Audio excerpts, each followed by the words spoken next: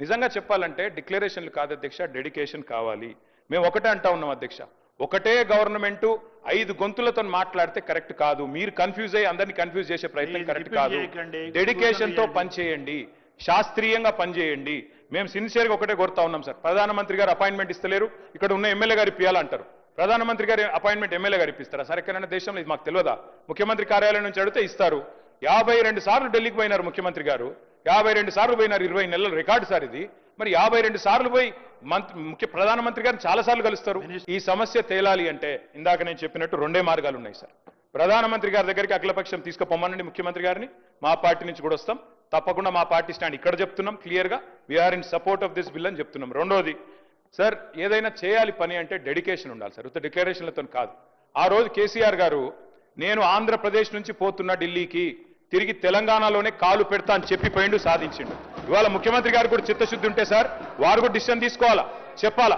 మరి BC bill సాధించడో లేకపోతే నేను మళ్ళీ ఢిల్లీకి హైదరాబాద్కి రానని చెప్పి అక్కడే కూర్చోమనండి, జంతర్ మంతర్లు ఆమరణ దీక్ష చేయమనండి. మేము వద్దుంటున్నామా సార్? కూర్చోమనండి గట్టిగా. ఉండాలి ప్రభుత్వానికి అని చెప్తున్నాను. వినే ఓపిక లేకపోతే ఎట్లా సార్? ఇంత ముఖ్యమైన బిల్లు సాధించాలి అంటే, హక్కులు సాధించాలి అంటే ముఖ్యమంత్రి గారు ఆమరణ దీక్ష చేయండి అని చెప్తున్నాం. తప్పే ఉంది సార్? వారు 100 సార్లు అన్నారు. అట్లాగే చివరికి ఒకటే మాట సార్, ప్రధానమంత్రి గారు అపాయింట్మెంట్ ఇస్తలేడు అంటున్నారు ముఖ్యమంత్రి గారు. ఎందుకు ఇస్తలేడు సార్ అపాయింట్మెంట్?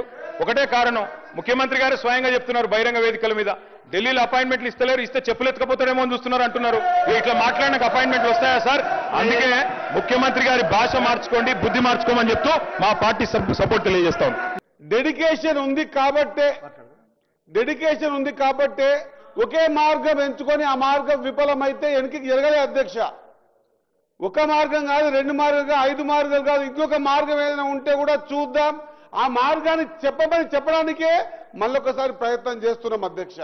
ప్రతిసారి కన్క్లూడ్ చేసి సభకు లేదా ఈ ప్రయత్నానికి ఒక మంచి సూచన ఇచ్చే విధంగా ముందుకు పోవాలి తప్ప దాని కాంట్రవర్సీ విధంగా వాళ్ళేం అనడం దానికి మేము జవాబు చెప్పే విధంగా ముందుకు పోయి ఎక్కడి కన్ఫ్యూజన్ చేసేది మేము కాదు అధ్యక్ష. మా ఐడియాలజీలో నిండా మనసుతో ముఖ్యమంత్రి గారికి ఉంది, మా సభ్యులందరికీ ఉంది. ఏంది? ఏ ప్రయత్నం చేసైనా 42%తోనే మనము ఎలక్షన్స్ కి పోదామనే సంకల్పం ఉంది కాబట్టి ఈ ప్రయత్నాలు జరుగుతున్నాయి అధ్యక్ష.